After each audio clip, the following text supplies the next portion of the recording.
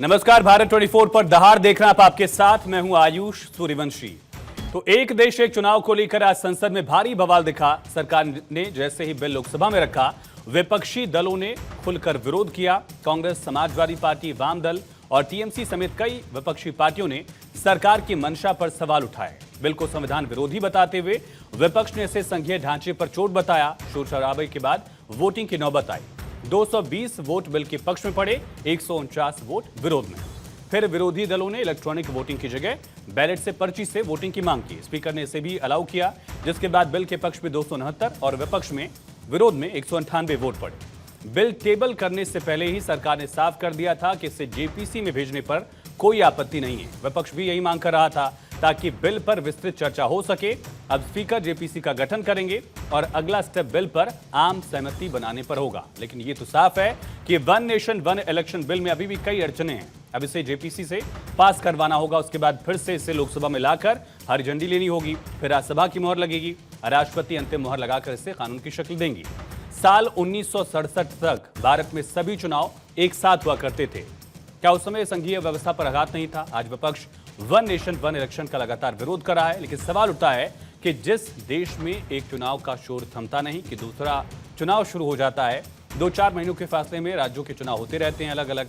ऐसे में सरकार सारे चुनाव एक साथ करवा कर समय और पैसे दोनों की बचत करने का दावा कर रही है, जबकि विरोधी दलों की दलील है कि संसद संविधान के मूल स्वरूप से छेड़छाड़ नहीं कर सकती। सरकार ऐसा नहीं कर सकती क्योंकि अगर ऐसा कानून बनता है तो ये राज्यों के अधिकारों का हनन होगा, संघीय ढांचे पर हमला होगा। लगातार ये बात दोहराई जा रही है।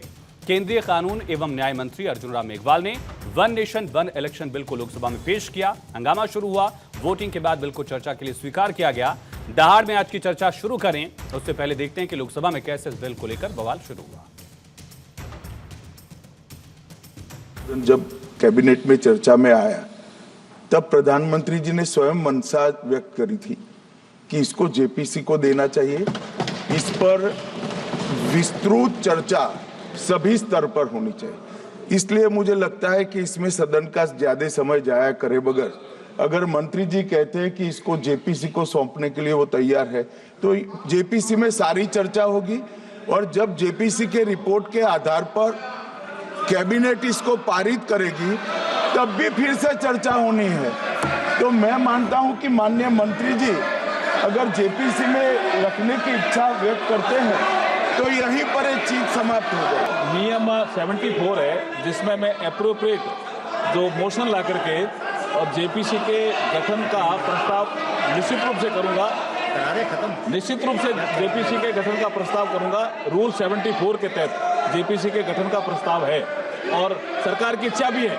ये पहली बार ये एक ऐसा कानून लाए हैं कि राष्ट्रपति अब चुनाव आयोग के भी रिकमेंडेशन पर एक निर्णय ले सकते हैं। ये पूरी तरीके से इसका विरोध करते हैं। अगर इनको लगता है कि प्रधानमंत्री मोदी जी पर के प्रचार से ये पूरे ये भारत के चुनाव को छीनेंगे तो हम ये चोरी नहीं होने देंगे और हम बिल का विरोध करते हैं। इस बिल को जेपीसी में भेजा जाए। जो लोग 8 विधानसभाएं भी एक साथ नहीं करा पाते हो, मौसम देख के तारीखें बदलते हो, वो लोग बात करते हैं एक देश एक चुनाव की।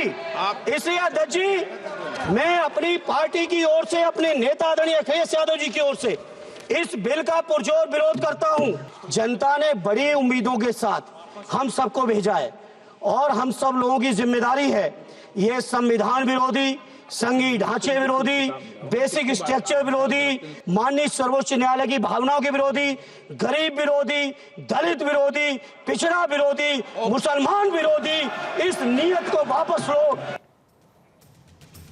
तो आज की दहाड़ शुरू करें, लेकिन उससे पहले सवालों का रुख कर लेते हैं जिनके इर्द गिर्द चर्चा रहने वाली है। एक देश एक चुनाव ने पहला पड़ाव क्या पार कर लिया है? जेपीसी में भेजने से क्या बिल पर सहमति बन पाएगी? क्या one nation one election bill की राह में अभी भी कई अड़चने हैं? और वन नेशन वन इलेक्शन संघीय ढांचे पर चोट कैसे है? क्या 2029 में लागू हो पाएगा एक देश एक चुनाव? इसी पर चर्चा के लिए हमारे साथ खास मेहमान जुड़ गए, उनका तारुफ आपसे करा दें। हमारे साथ रोहन गुप्ता जी कुछ ही वक्त में ज्वाइन करेंगे। बीजेपी के प्रवक्ता प्रशांत रायकवार जी प्रवक्ता कांग्रेस पार्टी से हमारे साथ जुड़े हुए हैं। अखिलेश कटियार जी प्रवक्ता समाजवादी पार्टी के हमारे साथ जुड़े हैं। प्रोफेसर सुबोध मेहता जी प्रवक्ता आरजेडी के और राजनीतिक विश्लेषक रमनीश वत्स जी मेरे साथ स्टूडियो में मौजूद है हमारे साथ। बहुत स्वागत है आप सभी का। प्रशांत जी, पहला सवाल आपसे ही, जो हमारे डेमोक्रेटिक प्रोसेस का ऑलरेडी एक पार्ट था 67 तक, वो संघीय ढांचे पर चोट कैसे हो सकता है वन नेशन वन इलेक्शन का प्रोसेस? इसे तो हम फिर से री इंट्रोड्यूस कर रहे हैं ना, कोई नया इंट्रोडक्शन थोड़ी है, हमारे लोकतंत्र के लिए कुछ नया थोड़ी है। थैंक यू आयुष जी, और मैं सभी पैनलिस्टों को प्रणाम करता हूं। और आपने जो सवाल मुझसे पूछा मैं आपको जवाब दे दूं। सन 1950 में संविधान हमने अडॉप्ट किया, हम गणराज्य बने। We are a republic, we are a federal republic. उसके बाद 1952 में पहला जनरल चुनाव हुआ, जनरल लोकसभा का चुनाव, 1957 में दूसरा, 1962 में तीसरा।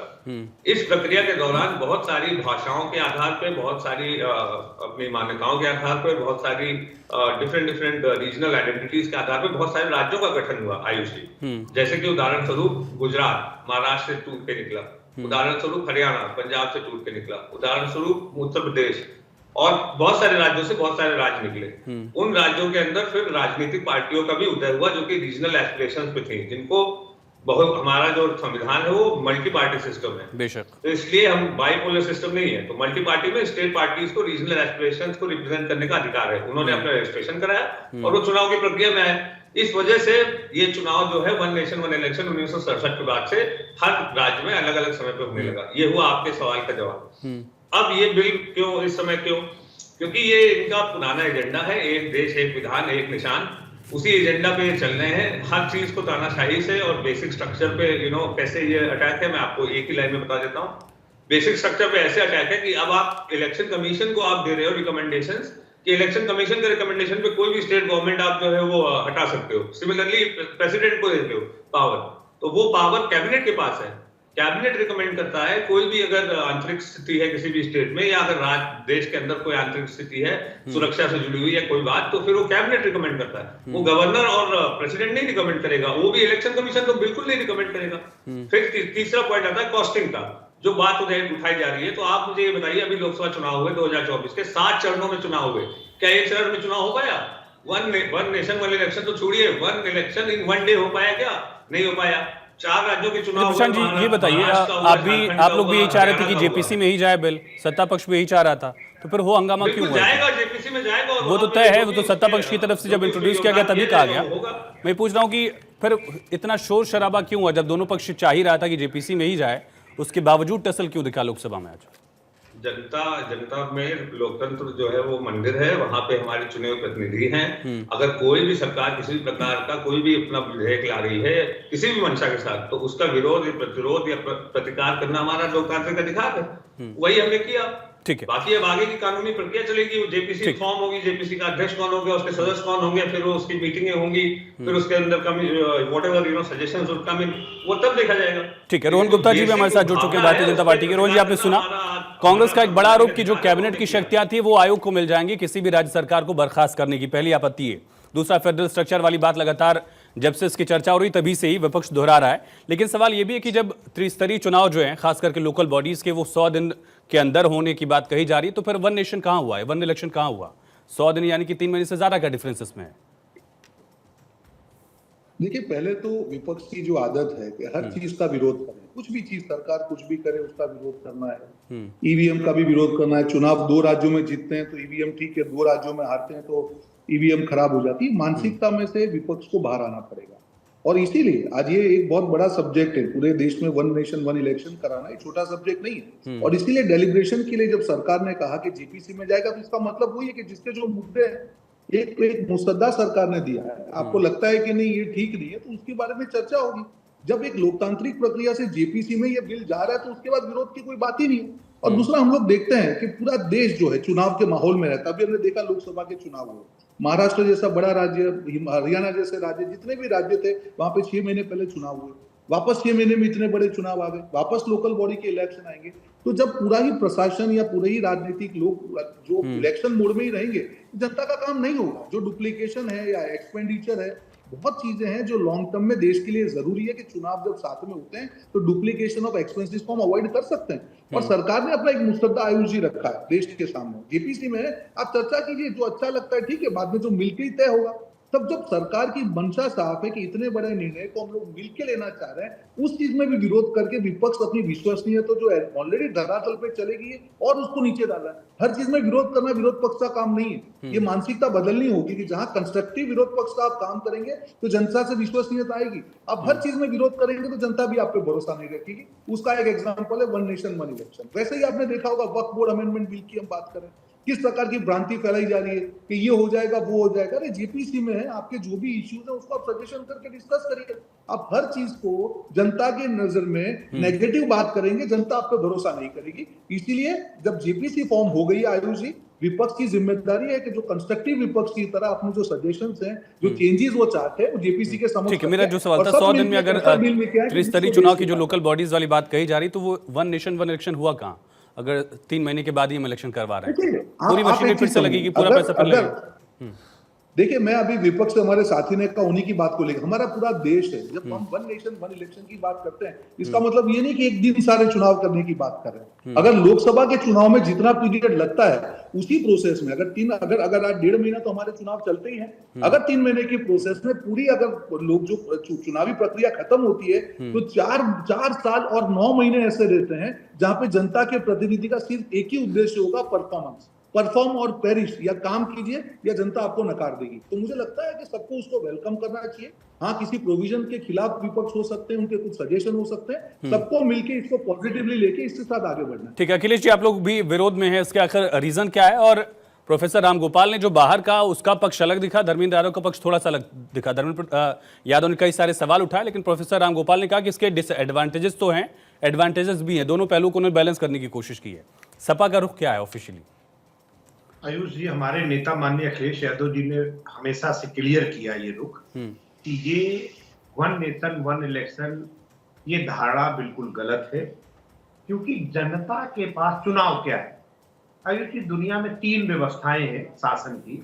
एक लोकतंत्र है, एक राजतंत्र है, एक तानाशाही। और हर व्यवस्था की अपनी एक कीमत है। राजतंत्र है तो राजा के हिसाब से चलता है, उसकी कीमत जनता चुकाती है। तानाशाही की कीमत जनता चुकाती है। और ये लोकतंत्र है जहां जनता का राज है, तो इसकी एक कीमत है जिसे जनता को चुकाने से कोई प्रॉब्लम नहीं है। मामला क्या बनता है कि जब 3 बार चुनाव होते हैं मेजर पैमाने पे, एक पंचायत का चुनाव है, दूसरा असेंबली का चुनाव है, तीसरा पार्लियामेंट का है, तो आपको जनता के पास 3 बार जाना है। जनता के पास 3 बार अवसर है अपनी बात रखने का और आपको स्वीकारने और नकारने का। आप चाहते हैं कि 3 मौके हटा के हम एक बार कर दें। ठीक है अखिलेश जी, लेकिन आंध्र प्रदेश के लोग, ओडिशा के लोग अगर वोट कर रहे हैं एक ही साथ लोकसभा विधानसभा, तो ऐसा तो है नहीं कि उनके पास अधिकार कम हो गए इससे, या 67 तक लोगों के पास अधिकार कम थे, ऐसा तो था नहीं। इस लॉजिक से अगर मैं आगे बढ़ूं तो जी आयुष जी, उसकी 2 वजह है। 67 तक जो परिस्थिति रहती रही, तो ये जो चुनाव अलग अलग समय पे होते हैं, उसका कारण क्या है? भाई कोई सरकार बनी, अगर वहां पे पूर्ण बहुमत की सरकार नहीं आई तो गठबंधन की बनी, गठबंधन की सरकार नहीं चल पाई तो वहां चुनाव हुए। आगे भी ये व्यवस्थाएं रहेंगी, गठबंधन का होगा, गठबंधन की सरकार गिरेगी, टूटेगी। आंध्र प्रदेश और ओडिशा तो के लोगों के पास अधिकार कहां कम है बाकी राज्यों की तुलना में, उस वोटर के पास? 2 राज्यों के जो वोटर हैं जो एक साथ वोट कास्ट करते हैं। ठीक है, लेकिन 3 बार अगर बीच बीच में जनता के पास जाने का अवसर मिलता है तो जनता को अपनी राय नहीं अखिलेश जी, आप वहीं जा रहे हैं। फिर से मैं वही पूछ रहा हूं कि उनके पास अधिकार कहां कम है? ओडिशा का अगर कोई नागरिक है जो विधानसभा लोकसभा का वोट एक साथ कास्ट करता है, बाकी राज्यों की तुलना में उसका अधिकार कहां कम हो जाता है? अधिकार कम नहीं हो जाता, लेकिन क्षेत्रीय मुद्दे तो दब जाते हैं ना आयुष जी। कैसे दबाई? तो पहली बार हुआ कि ओडिशा में बीजेपी सरकार में आई है, या आंध्र प्रदेश में आप देख लीजिए, वहां तो उल्टा ही पैटर्न रहा है। दिल्ली का देखिए आप, थोड़ा फर्क जरूर है, लेकिन हमने देखा कई बार उल्टा चुनाव होता है, विधानसभा में अलग, लोकसभा में अलग पैटर्न। ठीक है, लेकिन एक परिस्थिति को और ये मतदाता की जागरूकता पर भी तो ये प्रश्न उठाया जा रहा है अखिलेश जी। अगर ये कहा जाए कि एक ही तरह के मुद्दे हो जाएंगे, एक ही तरह के नैरेटिव हो जाएंगे, तो हमारा मतदाता इतना होशियार तो है कि वो विधानसभा में अलग पार्टी को वोट करता है एक राज्य में, लोकसभा में अलग पार्टी को वोट करता है। इस बार थोड़ी परिस्थितियां बदली जरूर है, लेकिन ये इसकी संख्या ज्यादा। मैं रोहन जी आऊंगा। अखिलेश जी बहुत छोटा सा जवाब, फिर मैं प्रोफेसर बिल्कुल साहब ये के पास जानता जाऊंगा। हूं जो हाँ। मेरे नेता माननीय अखिलेश यादव जी ने और धर्मेंद्र यादव जी ने जो कहा है, हम्म। ये लोकतंत्र के जो आम जनता के जो अधिकार हैं उस पे इनडायरेक्ट वे में डकैती का काम सरकार तो मैं कर रही वही है। पूछ रहा हूँ कि अगली बात अधिकार है, कहाँ खत्म हो रहे हैं दो राज्यों की तुलना में अखिलेश जी? जनता के पास आप 3 बार जाने से 4 बार जाने से जो सर डर मैंने है, उसमें तो डर मैंने में पूछ ही लिया कि जो दो राज्यों के सरकार लोगों की के जो पास कहाँ उपलब्धियां अधिकार हैं, कम उनके है। खिलाफ। ठीक है, रोहन जी कुछ कहना चाह रहे हैं, कहिए आप, फिर प्रोफेसर सुबेद के पास में जाऊंगा। बोलिए। देखिए, आपने जो आयुष जी का उसी बात को मैं आगे बढ़ा कि हमको जनता के विवेक पे सवाल नहीं उठाना चाहिए। अगर आप दिल्ली की बात समझे, अगर लोकसभा में लास्ट टाइम 2019 की मैं बात कर रहा हूँ, 707 बैठक में भाजपा जीती थी लोकसभा में, उसी के सिर्फ 6 महीने में चुनाव आया। ठीक है, उसमें आपने देखा परिवर्तन। हरियाणा में जहां पे भाजपा को 19 में लैंडस्लाइड विक्ट्री थी, वहां पे जो स्टेट में चुनाव अलग है, महाराष्ट्र में अलग, तो जनता समझती है। ये कहना है कि नहीं साथ में चुनाव होने से जनता जो है कंफ्यूज, बिल्कुल ये इलॉजिकल बात है। हमको इसको होलिस्टिक मेजर में देखना चाहिए कि जनता के लिए ठीक क्या जरूरी है। क्या 3 चुनाव के पीछे 18 महीने इलेक्शन मोड में रहना जरूरी है, या 4 साल और 9 महीने का प्योर परफॉर्मेंस और 3 महीने में सारे चुनाव खत्म हो, वो जरूरी है। ये समझना होगा। ठीक है। हर चीज में विरोध नहीं ठीक। करना चाहिए। प्रोफेसर सुबोध, जो बीजेपी एक बड़ा सवाल उठा रही है कि ये तो जेपीसी में जाना ही था, हमने पहले ही कह दिया, तो फिर विरोध क्यों? कंस्ट्रक्टिव क्रिटिसिज्म क्यों नहीं हो सकता? और क्या कोई ऐसा मुद्दा हो सकता है देश में जहां देश की बात हो और विपक्ष पक्ष बैठकर शांति से चर्चा कर सके, जैसा भी हम लोग कर रहे हैं? मुझे लग रहा है कि अच्छी चर्चा चल रही है।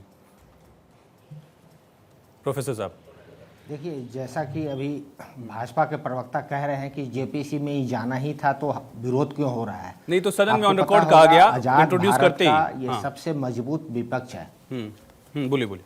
जी हाँ, जी। आजाद भारत का सबसे बड़ा मजबूत विपक्ष है और यहाँ पे सत्ता पक्ष को आकर डिबेट और डिस्कशन करना ही चाहिए और करना ही पड़ेगा। जैसा कि 2019 से लेके 24 तक ये जो लोकसभा चला, पिछला लोकसभा 336 जो है बिल पास हुए, जिसमें डिबेट या डिस्कशन 90% में नहीं हुआ। यहाँ तक कि एग्रीकल्चर बिल हो या एजुकेशन बिल हो, बुलडोज कर कर मेजॉरिटी के साथ ये लोग पास करते थे।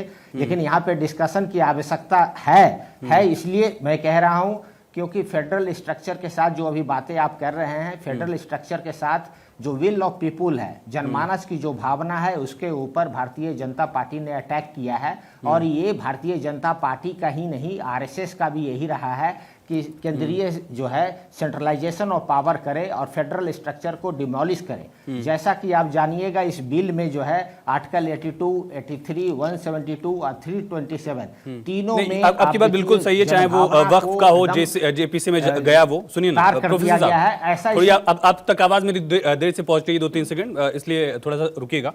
बिल्कुल गया, कृषि कानूनों पर सरकार को वापस लेना पड़ा, लेकिन इस मामले को लेकर जो कमेटी गठित की गई थी उसमें अधीर रंजन चौधरी साहब को जगह दी गई थी। वो नेता प्रतिपक्ष नहीं थे, इसके बावजूद सिंगल लार्जेस्ट पार्टी के रिप्रेजेंटेटिव होने के नाते उनको मौका दिया गया, वो अपनी बात रख सकते थे, उन्होंने इस्तीफा दे दिया। तो उसमें विपक्ष को साथ लाने वाली कोशिश नहीं थी। इस वाले मामले में कम से कम ये नहीं होता है। कृषि कानून में आपकी बात वजनदार है, बोलिए।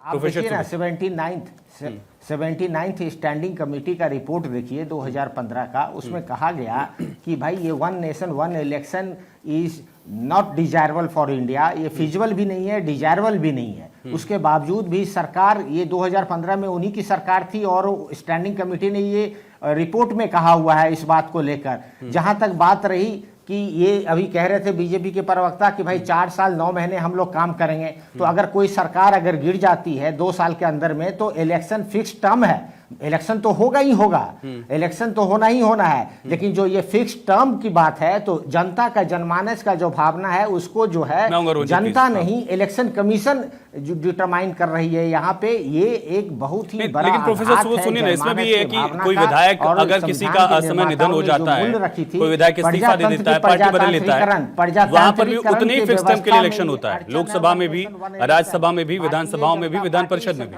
करना चाहती है, बुलडोज करना चाहती है सभी भावनाओं को। मैं ये कह रहा हूं सर कि ये फॉर्मेट तो पहले से ही है सदस्य के लेवल पर। लोकसभा का कोई सदस्य अगर अपनी सीट वैकेंट करता है या हो जाती है उसके निधन की वजह से, तो फिर उतने ही दौर के लिए, उतने ही टाइम के लिए चुनाव होता है वहां पर। ये फॉर्मेट तो ऑलरेडी है और इसमें सिर्फ बीजेपी को ही फायदा मिलेगा, कांग्रेस शासित या विपक्ष शासित राज्यों को फायदा नहीं होगा, ऐसा भी नहीं है। नहीं, बोलिए। ये फायदा और घाटे की मैं बात नहीं कर रहा हूँ, ट्रेजरी बेंच को फायदा होगा या ऑपोजिशन की फायदा होगा।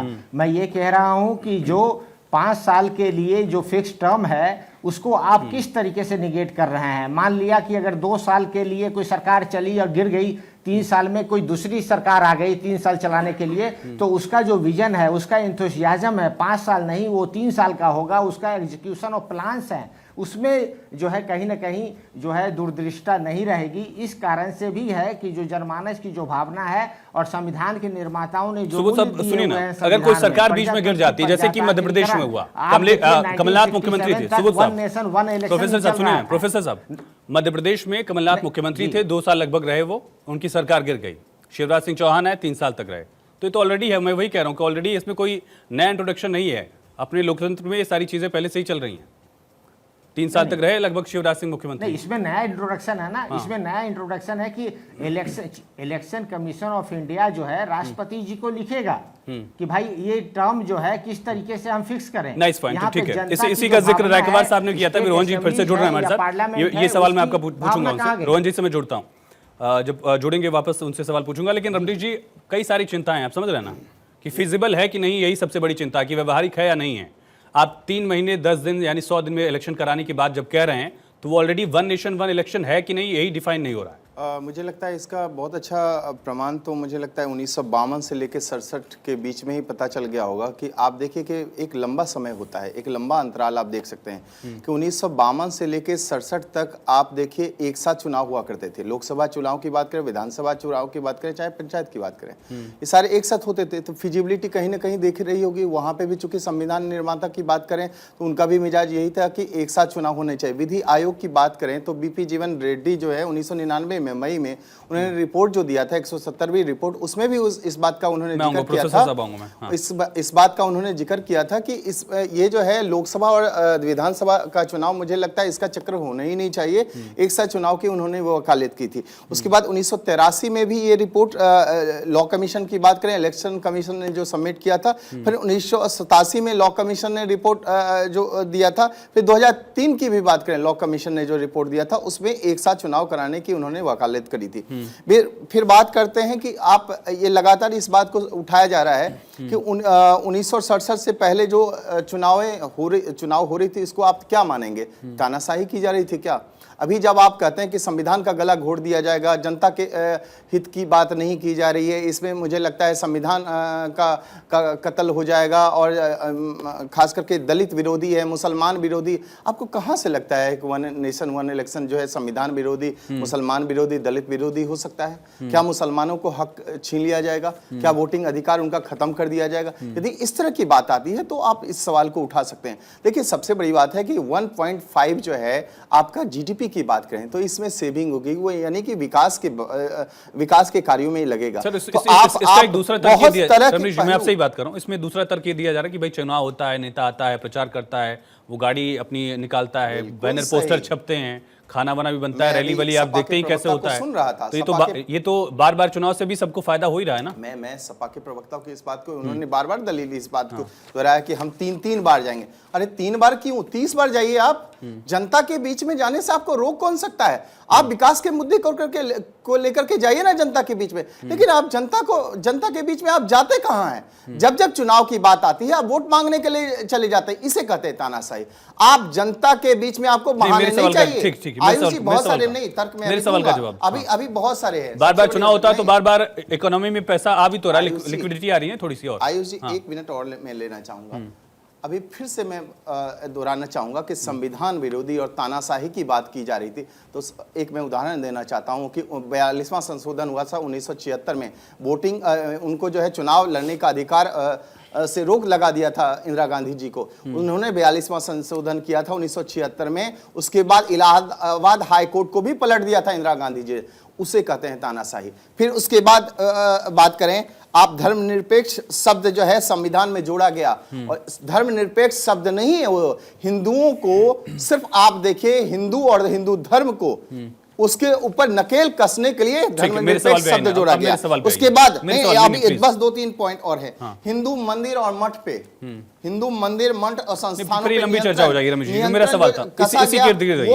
वो भी इसी के संविधान इर्द और गिर्द रहिए। तानाशाही कही जाएगी। और यूसीसी को आप देखिए कि दरकिनार इन्होंने कर दिया गया। इसके बाद इन्होंने क्या हज सब्सिडी जो है जारी रखने की बात की गई।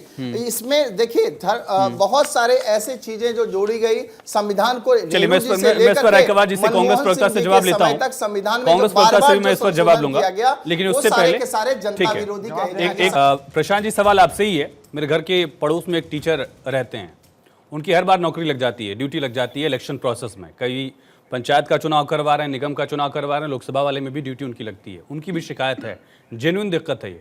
हर 3-4 महीने में देश में किसी न किसी राज्य में चुनाव होते रहता है, कॉस्ट इफेक्टिव होने की बात कही जा रही है। गवर्नेंस के मामले में इससे बेहतर कहा जा रहा है कि सरकारें फिर चुनाव से इतर बाकी कामों पर ध्यान दे पाएंगी, संसाधनों का इस्तेमाल बेहतर हो पाएगा, और इलेक्शन फटीक भी है एक। आप समझ रहे हैं कि कितनी दिक्कत है, उस टीचर को कितनी दिक्कत हो रही है। प्रशांत जी थैंक यू, बहुत ही लॉजिकल बात की आपने। एंड थोड़ा टाइम दीजिएगा। फॉर एनी इशू और एनी पब्लिक पॉलिसी और एनी एक्ट जो भी संसद में रखा जाता है या विधानसभा में रखा जाता है, उसके 2 पक्ष होते हैं, एक व्यवहारिक यानी प्रैक्टिकल और दूसरा टेक्निकल। अभी जो हमारे पुराने साथी थे आरजेडी के, उन्होंने टेक्निकल रोहन जी से जवाब दे लीजिएगा। व्यवहारिक पक्ष जो है उसका, वो आप बहुत आसानी से मैं आपको समझा सकता हूँ कि 72 साल में चुनाव आयोग लगातार जो प्रक्रिया में रहा चुनाव की, उसमें सुधार की आवश्यकता है। वो उस पर बिल्कुल स्वीकारता है, उसमें सुधार की आवश्यकता है, ट्रेनिंग की आवश्यकता है और एक डेटाबेस की आवश्यकता है, जो कि सेंट्रल गवर्नमेंट एम्प्लॉइज को, स्टेट गवर्नमेंट एम्प्लॉइज को, जो कि एक ही बार में उनको आप समन कर लो और एक बार में आप उनको डिप्लॉय कर दो। आप मल्टीपल टाइम्स से डिफरेंट पोलिंग स्टेट्स में पोल प्रिपेयर करते हो, फिर उसके बाद डिफरेंट यूनिट से डिफेंस सेक्टर के लोगों को लाते हो, फिर आप डिप्लॉय करते हो। सो दैट इज द जो है प्रैक्टिकल एस्पेक्ट। ठीक, वो रोहन जी भी बोल रहे हैं, वो मैं भी बोल रहा हूँ। लेकिन तो मैं वही पूछ रहा हूँ कि ऐसे इश्यूज पर आप लोग साथ चर्चा क्यों नहीं करते हैं? वही तो कह रही थी सरकार की आप जेपीसी में ले जाइए। मैं उसी पे कह रहा हूँ। One nation one election committee जो बनाई गई थी, उसमें अधीर रंजन चौधरी साहब को रखा गया था, वो इस्तीफा देकर चले गए। फिर आप लोग कहते हैं कि विपक्ष से बात नहीं की जाती है। बोलिए, मेरी बात सुन लीजिए, बस मैं अपनी बात करके बात खत्म करता हूँ। इधर-उधर की बात करना मुझे आदत नहीं बिल्कुल। तो व्यवहारिक पक्ष पे जो आप बोल रहे हैं कि 4.5 साल लगातार जनप्रतिनिधि रहेगा बीच में, व्यवहारिक पक्ष पे आप बोल रहे हैं कि चुनाव हम एक साथ कर देंगे, व्यवहारिक पक्ष पे आप बोल रहे हैं कि कॉस्ट बच जाएगी, उसका व्यवहारिकता जेपीसी में सामने आ जाएगी, पहली बात। दूसरी बात, जो अभी इस समय मुद्दे की बात है, वो मैं आपको बता दूं कि कॉस्ट बढ़नी है, क्योंकि नंबर ऑफ ईवीएम्स ऑर्डर होंगी वो ज्यादा होंगी। फिर आपको जो आप जितने भी आइदर आप प्री पोल करोगे या फिर आप एक्सटेंड करोगे पोल्स को, तो वो दोनों ही प्रोसेस में कॉस्ट बढ़नी है। चाहे आप सारी विधानसभा एक साथ गठित कर दो और उसके बाद उनका चुनाव कराओ, या फिर आप 29 तक का इंतजार करो तो भी कराओ। दोनों स्थिति में मैन पावर का डुप्लीकेशन होना ही होना है, तो भी कॉस्ट बढ़नी है। तो ये हो गया व्यवहारिक एस्पेक्ट। अब आ जाइए टेक्निकल एस्पेक्ट पे। टेक्निकल एस्पेक्ट में जो पीपल रिप्रेजेंटेशन एक्ट है, उसके तहत वोटर का राइट है कि वो किसको वोट दे। आप नहीं डिसाइड करोगे कि नहीं भैया तुमको एक ही बार में खड़े होना है और एक ही दिन तुमको जो है सारा पूरे घर के बर्तन बदल डालने ना, क्योंकि रीजनल आइडेंटिटीज है, क्योंकि भारत एक प्लूरल देश है, एक बहुभाषाई देश है। मैंने तो उस पर पूछी ना, अखिलेश जी से पूछा मैंने, कहा अधिकार कम है ओडिशा वाले शख्स को और आंध्र प्रदेश वाले वोटर को कहाँ अधिकार कम है बाकी राज्यों की तुलना में?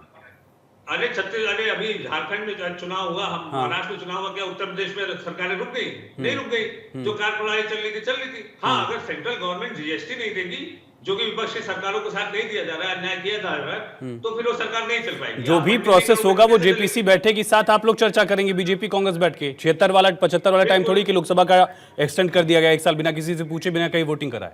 वही मैं कह रहा हूँ कि आप लोग बैठेंगे, चर्चा होगी, वही तो मैं भी कह रहा हूँ। व्यवहारिकता के पक्ष को मैंने रख दिया, बाकी आप टेक्निकल एस्पेक्ट पहले ही आरएलडी के हमारे। ठीक है रोहन, मैं आऊंगा। प्रोफेसर साहब मैं आऊंगा, जो आपने सवाल पूछा था 272 का संख्या क्यों नहीं भाजपा पार कर पाई? मैं आऊंगा प्रोफेसर साहब, वो आऊंगा, उस पर चर्चा करते। कहा पास थोड़ी कराना था, इस पर तो पटल पे रखना था। उसका जवाब दीजिए रोहन जी।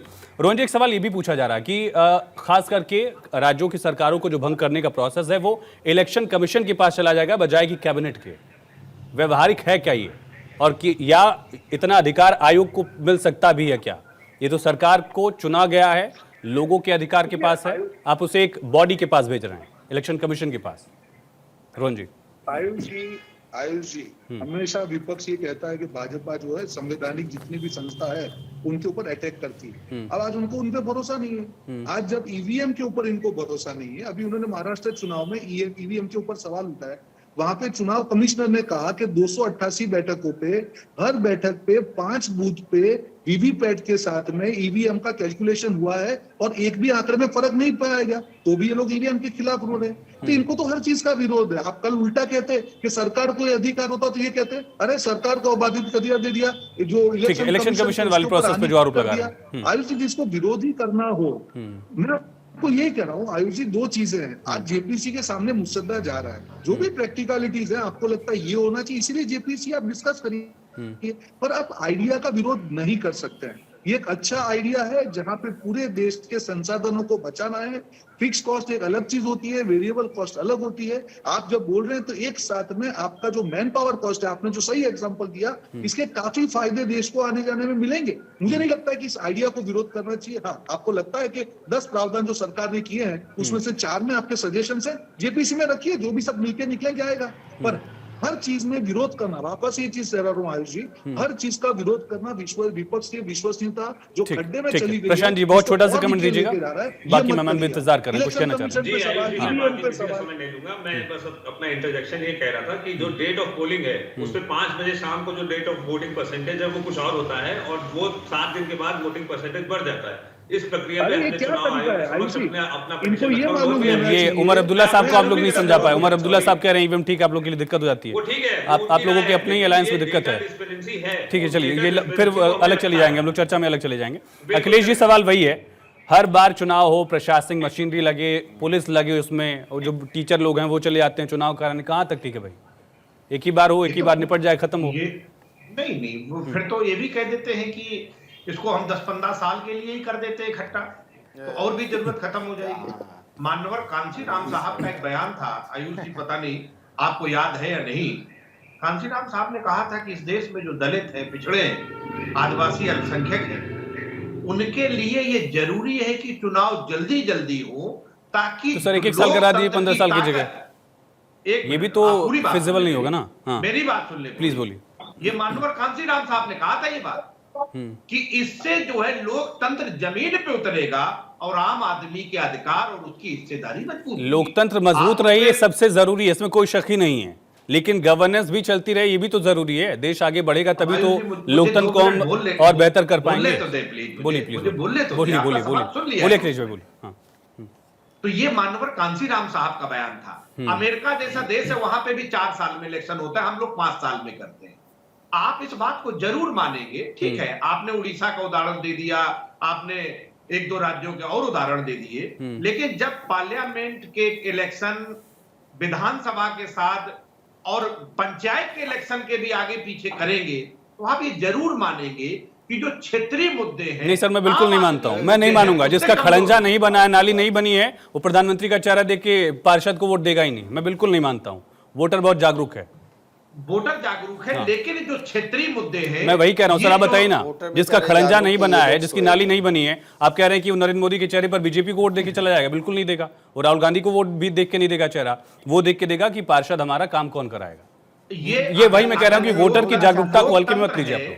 और जनता की मलकियत के लिए भी आप अगर आपको खर्चे ज्यादा देते हैं, जहां पे जनता के विकास के लिए वन नेशन वन इलेक्शन लाने का देखिए प्रयास जारी है। वन नेशन वन इलेक्शन लाने का प्रयास इसलिए जारी है कि जनता के हितों को ध्यान में रखा जाए। जनता के, और देखिए बार बार कितना भी आप दोहरा लीजिए, लेकिन मतदाताओं की भागीदारी देखिए किस तरह से उनमें निराशा देखा गया है। अभी हालिया चुनाव में आपने देखा कि मत प्रतिशत कितना ज्यादा कम होता जा रहा है। तो वो इससे मुझे लगता है मतदाता और राष्ट्र के मुद्दे से लेकर के क्षेत्रीय मुद्दे और जो राज्य के मुद्दे सबको लेकर के यदि एक साथ चुनाव होगा तो मुझे लगता है मतदाता की भागीदारी भी आप देखिए इसमें प्रतिशत भी बढ़ेगा। फिर बात है राजनीतिक स्थिरता भी लाने की जरूरत है। देखिए हर वक्त जैसे बिहार में चुनाव होता है तो दिल्ली के नेता बिहार पहुंच जाते हैं भाई। आप देखिए दिल्ली किस तरह से प्रभावित हो जाती है, पूरी सरकारी जो मशीनरी है उसका दोहन होता है। हर 6 महीने बार चुनाव ही होता रहेगा तो काम कब होगा? आप देखिए डीएम और एसवाई कुरैशी का इसमें एक सवाल है, सुनिए रमनीश जी, मैं आपसे पूछ रहा हूं। एसवाई कुरैशी जो पूर्व आयुक्त थे चुनाव के, उन्होंने कहा कि सरकारों को रोक कौन रहा भाई? मॉडल कोड ऑफ कंडक्ट जो है 5 साल में तो एक ही बार लगता है। आप काम नहीं कर रहे, उसका दोष मॉडल कोड ऑफ कंडक्ट को थोड़ी दे देंगे। SY कुरैशी क्या बोलते हैं, क्या क्या बोलते हैं, मुझे पता चल जाता है ये कहाँ से इस तर्क में जवाब दीजिए। नहीं, इनका रिश्ता इस पर बताइए कहाँ ना। से है, वो किस लिए बोलते हैं, किसके इशारे पे बोलते हैं, सबको पता है भाई।